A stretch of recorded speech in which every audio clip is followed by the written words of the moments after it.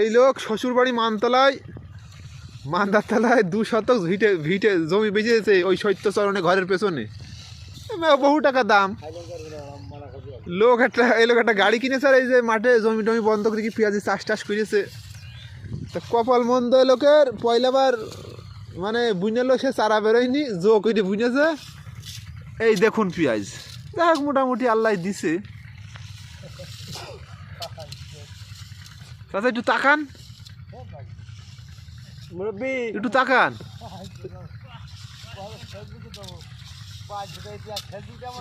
দেখতে পাচ্ছেন এ লোক একটু ভিআইপি লোক, আগে আমলিগির নেতা ছিল।